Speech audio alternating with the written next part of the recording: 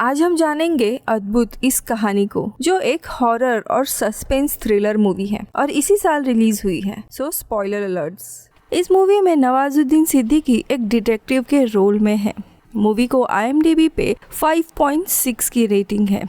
इस वीडियो को लाइक करके चैनल को सब्सक्राइब जरूर कीजिएगा। थैंक्स। कहानी की शुरुआत मनाली से कुछ दूर एक बड़े से जंगल के बीचों बीच में बसे गांव आनंद वन से होती है। वादियों में छुपे इस गांव में लोगों की चहल पहल कम ही होती है।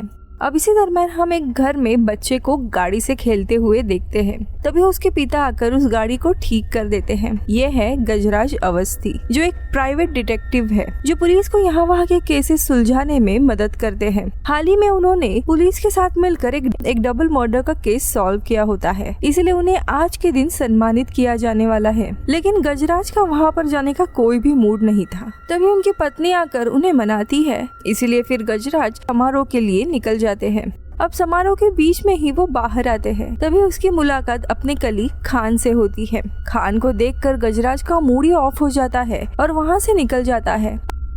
अब अवार्ड लेते वक्त एक जर्नलिस्ट उनसे पूछता है कि क्या आपके पास कोई ऐसा केस आया था जो आपको ही हिला दे, जिसने आपकी आंखें खोल दी हो। अब ये बात सुनते ही अचानक से उस आदमी के पीछे की लाइट्स फ्लिकर होने लगती है और गजराज को पिछले सॉल्व किए हुए केसेस के फ्लैशबैक नजर आने लगते हैं। लेकिन खुद को संभालते हुए वो जवाब देता है कि हर एक चीज का कोई ना कोई लॉजिक होता है, लेकिन कुछ ऐसे भी चीजें होते हैं जो इस अंधकार में छुपे हुए हैं। और इसी से कहानी जाती है 5 साल पहले। एक ऐसा केस जिसने गजराज के होश उड़ा दिए थे। आनंद वन इसी टाउन में डॉक्टर श्रुति और डॉक्टर आदित्य रावत इस कपल को देखते हैं, जो कुछ दिनों पहले वापस अपने घर पे शिफ्ट हुए थे। दोनों भी पेशे से डॉक्टर है, लेकिन श्रुति अभी घर में ही होती है। वही आदित्य गुडविल लाइफ इस हॉस्पिटल का MD और ओनर है। अब शिफ्टिंग के दिन ही श्रुति अपने हस्बैंड के साथ रोमांटिक टाइम स्पेंड करना चाहती थी कि तभी अचानक से काफी हवा चलने लगती है। श्रुति इससे काफी डर जाती है और दरवाजा बंद कर देती है, लेकिन आदित्य उठकर सीधा सोने चला जाता है और ये बात श्रुति को पसंद नहीं आती। अब अगले दिन भी वो आदित्य के करीब जाना चाहती थी, लेकिन इस बार भी आदित्य कोई रिस्पांस नहीं देता और उसे कुछ दवाई देकर अपने हॉस्पिटल के लिए निकल जाता है। दोनों के बीच में कुछ तो प्रॉब्लम है जिसे श्रुति ठीक करने की कोशिश तो कर रही है, वही आदित्य को शायद इस रिलेशन में अब कोई भी इंटरेस्ट नहीं है। श्रुति एक दिन घर में खाना बना रही होती है, तभी उसे आदित्य का फोन आता है। वो उसे बताती है कि आज वो पिंक पास्ता बनाने वाली है, जल्दी आना। लेकिन आदित्य फोन काट देता है। इसी दरम्यान अचानक से किचन की सारी लाइट्स फ्लिकर होने लगती है। श्रुति थोड़ा डर जाती है। वो किचन में आकर देखती है तो किचन के सारे कैबिनेट्स किसी ने खोल दिए होते हैं। अचानक से मिक्सर भी अपने आप शुरू हो जाता है। वो डरकर मिक्सर का पिन निकाल देती है, लेकिन वो मिक्सर और 2 गुना तेजी से चलने लगता है और अचानक से का जार उड़कर श्रुति के ऊपर अटैक करता है और वो मिक्सी जाके दीवार को लगता है। तो दीवार पर रेड टोमेटो का क्रॉस बना हुआ था। अब इस इंसिडेंट के बाद वो लोग मिस्टर गजराज को बुलाते हैं। गजराज आदित्य से कहता है कि अक्सर लोग पुलिस को बुलाते हैं, तो तुमने डिटेक्टिव को क्यों बुलाया? तो श्रुति बताती है कि ये केस थोड़ा अलग है। हम पर एक भूत या प्रेत या कोई तो सुपरनैचुरल चीज है जो अटैक कर रही है। हम पहली बार मेरे बर्थडे के दिन पर इस घर में शिफ्ट हुए थे। उस रात मुझे काफी डरावना सपना आया।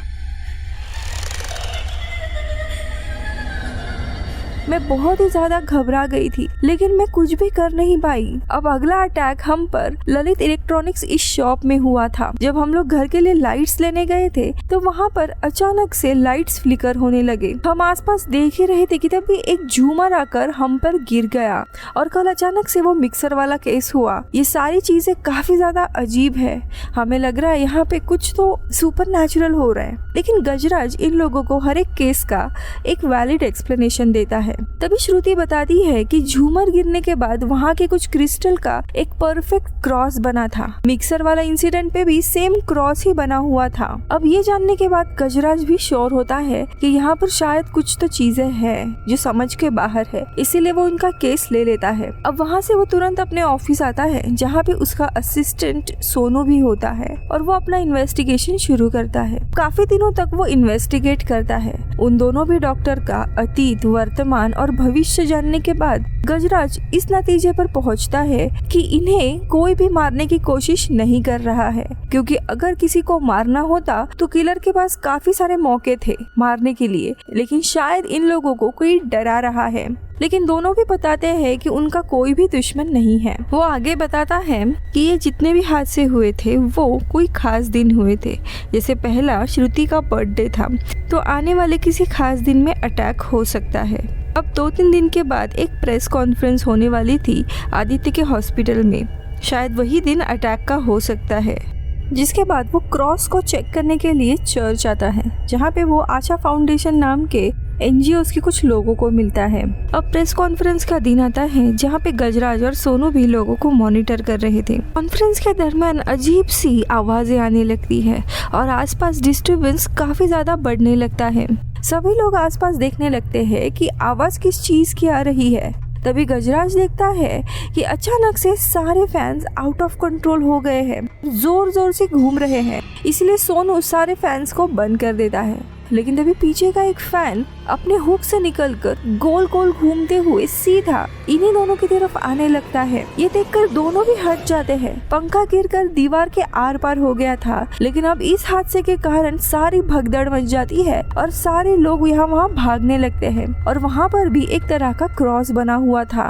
ये देखकर गजराज भी काफी हैरान होता है और तभी उसे एक लड़की मिलती है जो जाते हुए मुड़ मुड़ कर इन्हीं दोनों को देख रही होती है। अब गजराज का शक उसी लड़की पर जाता है। अब कैमरा से वो इस लड़की को देखता है और उसे समझ आता है कि ये वही लड़की है जो शायद चर्च में उन NGO के लोगों के साथ आई हुई थी। इसीलिए वो तुरंत चर्च में फादर से पूछने के लिए जाता है इसके बारे में। तो फादर बताते हैं कि इस लड़की का नाम मेरी मैथ्यू है और वो आशा फाउंडेशन नाम का NGO चलाती है। लेकिन जब वो इंटरनेट पे और गवर्नमेंट के रिकॉर्ड्स में मेरी मैथ्यू इसके बारे में चेक करने के लिए जाता है, तब उसे मेरी के कोई भी रिकॉर्ड नहीं मिलते, यानी कि उसका जन्म कहाँ हुआ था, उसका स्कूल कौन सा है, लिविंग सर्टिफिकेट, बर्थ सर्टिफिकेट, ऐसा कुछ भी नहीं होता। अब यहाँ गजराज की इन्वेस्टिगेशन एक ही जगह पे आके रुक जाती है। उसे ये भी लग रहा होता है कि डॉक्टर आदित्य गजराज को सारा सच नहीं बता रहे हैं, इसीलिए वो आगे की इन्वेस्टिगेशन करने के लिए खुद गजराज के ऊपर और सोनू अभी मेरी मैथ्यू के ऊपर नजर रखने का सोचते हैं। वो आदित्य को एक दिन हॉस्पिटल में देखता है। वैसे तो आदित्य का मुंह हमेशा सड़ा हुआ रहता था, लेकिन आज अपने एक कलीग के साथ बड़े ही मजे कर रहा था वो, जो देख गजराज समझ जाता है कि इसका शायद अफेयर चल रहा है। उसी दिन वो जाके आदित्य से पूछता है कि क्या तुम्हें कोई मेरी मैथ्यू नाम की लड़की पता है, तो वो काफी रूडली जवाब देता है नहीं। अब उसी शाम को सोनू आके मेरी मैथ्यू का पूरा शेड्यूल बताता है कि कैसे वो 9 बजे NGO में आती है और पूरा दिन अपने पेशेंट्स और एनिमल के साथ टाइम बिताती है। शाम को ठीक 5 बजे वो इन सारे बुजुर्ग लोगों के साथ योगा भी करती है उनके टेरेस पे। अब ये बात सुनते ही गजराज को कुछ याद आता है।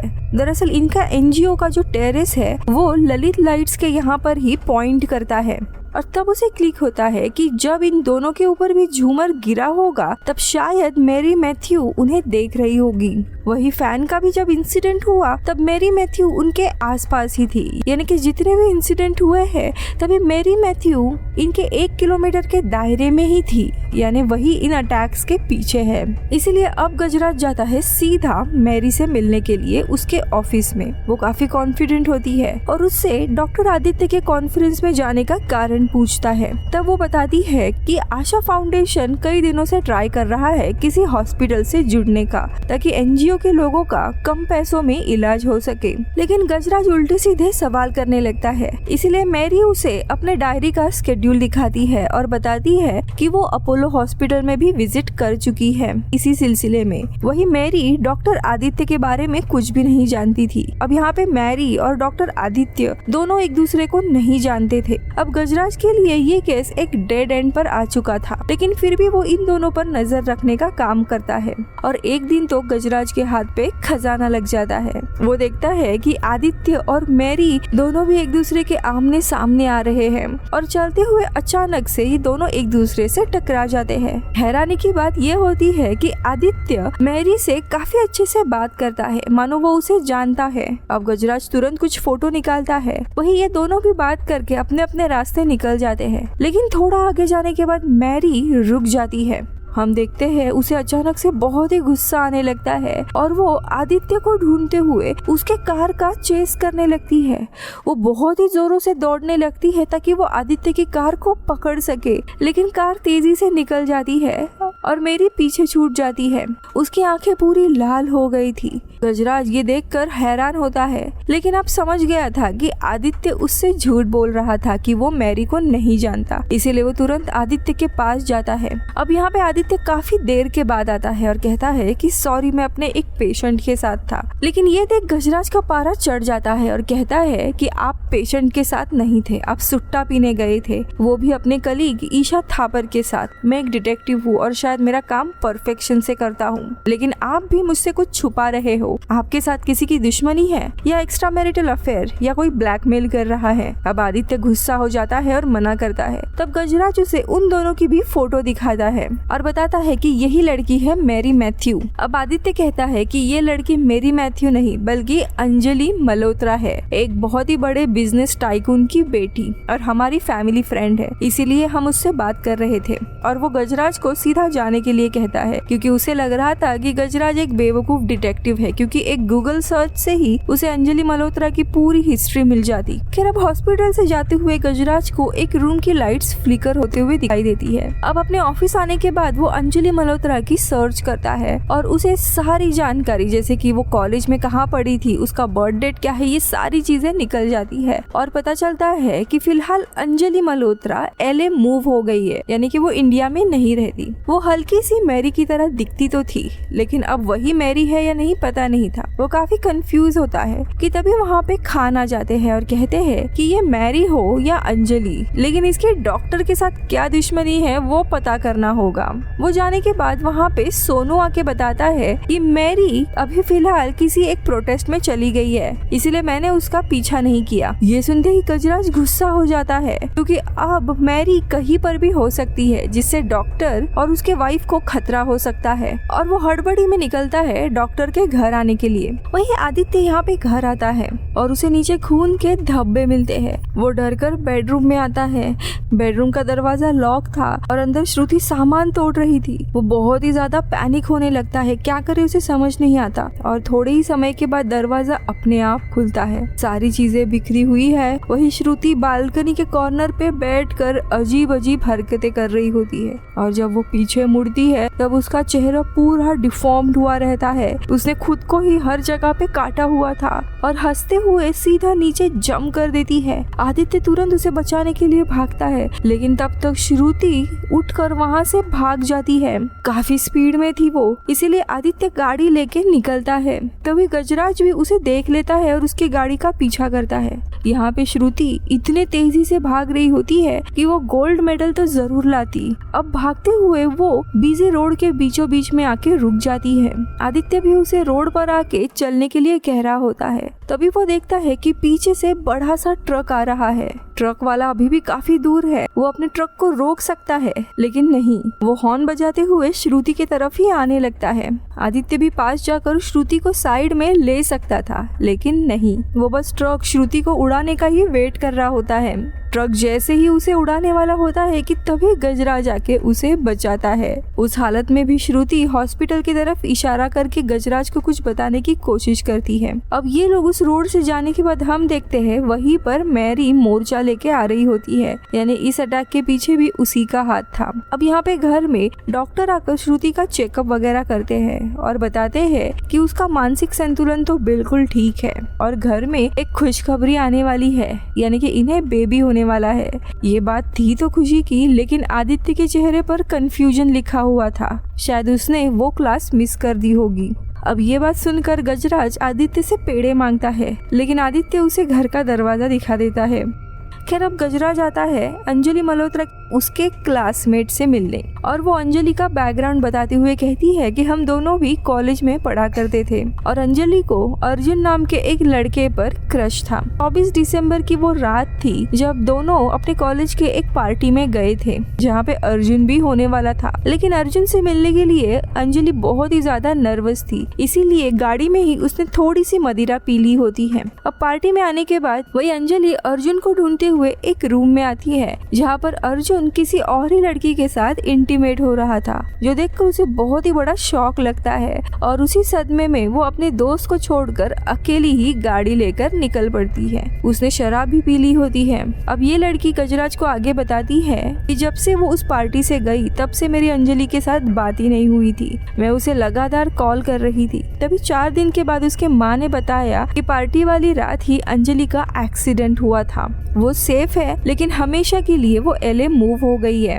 अब अंजलि का स्वभाव पूछने पर वो बताती है कि अंजलि बहुत ही साफ दिल की लड़की थी, छोटे से पपी या डॉग से भी डरा करती थी। ये बात गजराज को कंफ्यूज कर जाती है, क्योंकि अगर अंजलि और मैरी एक ही है तो अभी मैरी तो जानवरों का भी NGO चलाती है। खैर अब वहाँ से निकलकर वो सोनू के द्वारा पुलिस स्टेशन से उसी एक्सीडेंट की कॉपी मंगवाता है, जिसमें लिखा हुआ था कि रात के 1:30 बजे अंजलि की कार एक ट्रक से टकरा गई थी और ट्रक के ड्राइवर ने उसे पास के ही गुडविल हॉस्पिटल में इलाज के लिए लेकर आया था और अंजलि बच गई थी। बस इतनी ही रिपोर्ट थी। अंजलि ने उस रात हाफ बोतल शराब पी थी, इसके कुछ भी डिटेल्स नहीं थे, यानी कि ये रिपोर्ट चेंज कर दी है। तो यहाँ दूसरी जगह हम देखते हैं श्रुति की हालत अभी काफी ठीक होती है और वो गर्भवती है। ये सुनकर वो बहुत ही ज्यादा खुश होती है। वही आदित्य का रिएक्शन उसके पूरे विपरीत था। वो अपने वाइफ के ऊपर गुस्सा होता है और उससे पूछने लगता है कि तुम प्रेग्नेंट कैसे बनी, हम दोनों के बीच में कोई भी ऐसा रिलेशन नहीं बचा है। लेकिन श्रुति उसे वो रात याद दिलाती है जब दोनों ने ढिशुम ढिशुम किया था, लेकिन आदित्य उसे ही दोषी मानने लगता है। अब इस बात से श्रुति बहुत ही रोने लगती है और कहती है कि ऐसा मत बोलो, और ऐसा बोलते बोलते वो अचानक से अपना सर दीवार पर पटकने लगती है। घबराते हुए आदित्य उसे रोकता है, लेकिन तब वो उसका गला पकड़ लेती है और उसे ऊपर उठा लेती है। आदित्य मरने वाला था, लेकिन वो बड़ी ही मुश्किल से उसे बेड से बांध देता है और एक इंजेक्शन ढूंढने लगता है। तभी श्रुति पीछे अपने पूरे पावर में आ जाती है और बेड ही सीधा खड़ा कर देती है और आदित्य को गुस्से में कुछ न कुछ बोलने लगती है। ये देखकर आदित्य के होश उड़ जाते हैं और वो जोर से श्रुति का नाम लेता है, जिससे वो अचानक से होश में आ जाती है। उसे खुद भी पता नहीं था कि उसके साथ क्या हो रहा है। तो यहाँ पे गजराज अब अंजलि के पिता यानी बिजनेसमैन मिस्टर मल्होत्रा से मिलने के लिए आता है। तो वो भी यही बताते हैं कि अंजलि अभी LA में चली गई है, जो कि एक झूठ होता है। अब गजराज उसे धमकाता है। तब मल्होत्रा सच बताने लगता है और कहता है एक्सीडेंट के बाद हमने अंजलि को LA भेजा था, क्योंकि उसके शरीर पर बहुत ही ज्यादा घाव के निशान थे। वहाँ पर उसके ऊपर छोटी मोटी प्लास्टिक सर्जरी की गई और उसे ठीक करके वापस इंडिया लाया गया। इस एक्सीडेंट के बाद उसका मानो पूरा स्वभाव ही बदल गया था, जिसके बाद वो एक नई आइडेंटिटी के साथ लोगों की मदद करना चाहती थी। अब हम भी मान गए, इसीलिए अब वो मैरी मैथ्यू के नाम से रहती है और एक NGO चलाती है। मल्होत्रा ये भी रिवील करता है कि एक्सीडेंट वाली रात उसकी सर्जरी खुद डॉक्टर आदित्य ने ही की थी और वहीं से वो और डॉक्टर आदित्य दोस्त है। ऑब्वियसली ये बात डॉक्टर आदित्य ने गजराज से छुपाई थी, लेकिन क्यों? अब आदित्य तो सच बोल नहीं रहा था, इसीलिए गजराज अब श्रुति से मिलने आता है। गजराज को श्रुति के लिए बहुत ही बुरा लग रहा था। उसका हस्बैंड का बाहर अफेयर चल रहा है और उसके साथ ये सब कुछ हो रहा है। वो उसे वादा करता है कि मैं तुम्हारे बच्चे को बचा के रहूंगा। अब उसे अंजलि मल्होत्रा के बारे में पूछता है। पहले तो श्रुति मना करती है, लेकिन तब गजराज बताता है कि मैरी मैथ्यू और अंजलि मल्होत्रा एक ही लड़की है और तुम दोनों के अटैक के पीछे वही लड़की है। अब ये सुनने के बाद श्रुति कुछ बताने ही वाली थी कि तभी वहाँ पे आदित्य आके कहता है हम इन दोनों को भी नहीं जानते। इसीलिए अब गजराज एक प्लान बनाता है और कहता है कि हमें मैरी मैथ्यू और आदित्य को एक जगह साथ में मिलाना होगा और देखना होगा मैरी कैसे रिएक्ट करती है। और इसी तरह अगले ही दिन ये लोग चर्च आते हैं। आदित्य नीचे बैठा हुआ था, वही गजराज और श्रुति ऊपर छुपे हुए थे। अब आज के दिन मैरी NGO के लोगों के साथ चर्च में आती है। यहाँ आदित्य नीचे बहुत ही डरा हुआ था कि कुछ भी हो सकता है, लेकिन फिर प्रेयर करके सभी लोग एक एक करके निकल जाते हैं। हैरानी की बात ये कि मैरी आदित्य को देखती भी नहीं है, यानी कि ये प्लान भी फिजूल हुआ। इसलिए श्रुति अब नीचे आने लगती है, लेकिन तभी गजराज उसे रोकता है। हम देखते हैं मैरी लोगों को गाड़ी में वापस भेजकर खुद वापस चर्च में आने लगती है। वही गुस्से वाला चेहरा और आदित्य को देख उसे सीधा हवा में वो उछाल देती है। ये नजारा देखकर श्रुति बहुत ही ज्यादा डर जाती है और आदित्य को जोरों से पुकारती है, जिससे मैरी का ध्यान हट जाता है और आदित्य को कुचल कर वो वहाँ से भाग जाती है। गजराज को ये दोनों काफी उल्टा सीधा कहते हैं और केस से निकाल देते हैं। अब गजराज रुकने वाला तो था नहीं, इसीलिए वो उसी रात वारदात पर आता है जहाँ पे अंजलि का एक्सीडेंट हुआ था। तभी अचानक से वहाँ पर खान आ जाता है और वो उसे बताता है कि तुम्हें इस एक्सीडेंट के इकलौता गवाह यानी उस ड्राइवर से मिलना होगा। अब गजराज तुरंत उस ड्राइवर से मिलता है जो उसे बताता है उस रात 24 दिसंबर था और मैं नेशनल हाईवे से गाड़ी लेकर जा रहा था। तब दूर से ही देखा कि सामने की कार टेढ़ी मेढ़ी होके आ रही है और सेफ्टी के लिए मैंने ट्रक को एक जगह पे रुका दिया था, लेकिन कार में जो लड़की थी उसने आके सीधा ट्रक को ही गाड़ी क्रैश कर दी। इतने स्पीड से वो आ रही थी कि पूरी कांच उसके चेस्ट एरिया और फेस पर चली गई और पूरे घाव कर दिए थे। वो लड़की जिंदा थी ये देखकर मैं उसे हॉस्पिटल लेकर गया। रात भर वही रुका और सुबह पता चला कि लड़की अब ठीक है, लेकिन फिर भी पूरा दोष उन लोगों ने मुझ पे ही डाल दिया कि मैं शराब पीकर गाड़ी चला रहा था, हालांकि मैं ऐसा कुछ भी नहीं कर रहा था। अब यहाँ पे एक बात क्लियर हो जाती है कि जो भी कुछ हुआ था वो उसी एक्सीडेंट वाली रात हुआ था।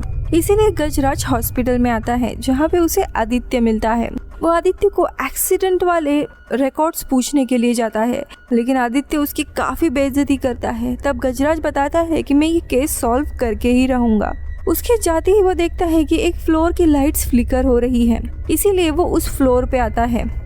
अब गजराज उसी रूम के कागज चेक करता है और उसकी उलझी हुई गुत्थी फाइनली सुलझ जाती है। उस रात वहाँ पे क्या हुआ था वो सारा किस्सा उसे समझ आता है और वो तुरंत एक घर ढूंढते हुए आता है जहाँ पे एक बुजुर्ग कपल उसे मिलता है। उनसे बात करने के बाद वो श्रुति को कॉल करके बताता है कि हॉस्पिटल में आज जो इनॉग्रेशन होने वाला है उसमें तुम दोनों भी मत जाना, वहाँ पे तुम पे हमला होगा। लेकिन वो उसकी बात नहीं सुनती। अब उसी रात को हॉस्पिटल का इनॉग्रेशन था, हालांकि वहाँ पे पिछले अटैक के कारण कोई भी नहीं आया था। इनॉग्रेशन करने के लिए बिजनेसमैन मल्होत्रा वहाँ पे आया हुआ था जो उसका फाइनेंसर था। अब ये लोग उस नए विंग में जाते हैं जहाँ पे गजराज ऑलरेडी मौजूद होता है। अब मल्होत्रा यहाँ पे शगुन का दिया जलाता है, लेकिन अचानक से काफी तेज हवा चलने लगती है और वहाँ पे मेरी आ जाती है। उसकी हालत बहुत ही डरावनी थी। उसे देख मल्होत्रा अपनी बेटी समझकर उसे रोकने के लिए जाता है, लेकिन मेरी सबको मार देती है,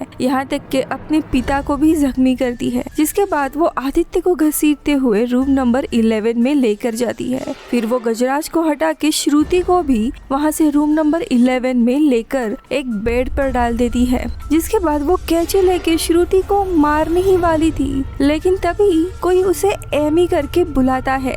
गजराज ने उसी बुजुर्ग कपल को यहाँ पे बुलाया था। उन्हें देखकर मेरी बहुत ही ज्यादा इमोशनल हो जाती है और वापस श्रुति को मारने ही वाली थी कि तभी वो दोनों आकर उसे रोकते हैं और गले लगाते हैं। और यहाँ पर इस पूरे मूवी का प्लॉट रिवील होता है और हमें पता चलता है उस रात ड्राइवर जब अंजलि को हॉस्पिटल लेकर आया था तब उसका हार्ट पूरी तरीके से डैमेज हो गया था, वो बच नहीं सकती थी। अब मल्होत्रा आदित्य को धमकाने लगता है कि किसी भी हालत में उसे बचाए। तब श्रुति आके कहती है कि उसे बचाने का एक तरीका है। उनके हॉस्पिटल में काफी समय से एमी नाम की एक लड़की है जो कोमा में चली गई है, उसके वापस आने के कोई चांसेस नहीं है। प्लस अंजलि और एमी का ब्लड ग्रुप भी मैच करता है। क्यों ना हम उस लड़की का लाइफ सपोर्ट निकाल दे और उसका हार्ट अंजलि में ट्रांसप्लांट करें। ये सुनते ही आदित्य मना कर देता है और वो आखिरी तक इस बात के लिए रेडी नहीं होता, लेकिन श्रुति और मल्होत्रा के काफी दबाव डालने के कारण उसे मानना पड़ता है और अब ये लोग जबरदस्ती एमी का लाइफ सपोर्ट बंद कर देते हैं। एमी की आत्मा इनके सामने रोने लगती है, गिड़गिड़ाने लगती है, लेकिन ऑफ कोर्स वो अब मर चुकी है। अब उसका हार्ट अंजलि में डाल दिया जाता है और वो ठीक हो जाती है। लेकिन ये सारा कांड छुपाने के लिए ये आरोप उसे ड्राइवर पर डाल दिया जाता है और उसे काम से निकाल देते हैं और बता दिया जाता है कि अंजलि अब LA शिफ्ट हो गई है। लेकिन वहाँ पे सर्जरी के बाद वो वापस आती है तब उसकी पूरी पर्सनालिटी चेंज हो गई थी, क्योंकि उसमें एमी का हार्ट था। इसीलिए एमी की ही सारे काम वो पूरे करने लगती है। वही इसी ऑपरेशन के बाद आदित्य और श्रुति के रिलेशन में भी दरार आ जाती है और जब श्रुति और आदित्य वापस अपने घर आते हैं तब एमी की आत्मा वापस आती है उनसे बदला लेने के लिए और वो अंजलि यानी कि मैरी का शरीर पजेस करके इन दोनों को मारने की कोशिश करने लगती है। और आज शायद वो इन दोनों को मार भी डालती, लेकिन एमी के खुद के माँ बाप उसे ऐसा करने नहीं देते। अब इन तीनों का भी काला सच बाहर आता है और अगले ही दिन उन्हें अरेस्ट किया जाता है और इसी तरह एमी की आत्मा को शांति मिलती है। कुछ समय के बाद श्रुति को एक बेबी होता है जो वो गजराज और उसके पत्नी को गोद देती है, क्योंकि उन्हें काफी कोशिशों के बाद भी बेबी नहीं हो रहा था। यानी कि जो लड़का स्टार्टिंग में हमने देखा वो डॉक्टर आदित्य और डॉक्टर श्रुति का बेटा है और यही वो केस था जिसे गजराज को हिला दिया था। आखिरी में पता चलता है कि जो खान होता है वो भी एक इमेजिनरी था जो बस गजराज को ही दिखाई देता है और यहीं पर कहानी खत्म होती है। मिलती हूँ अगले वीडियो में। Bye bye.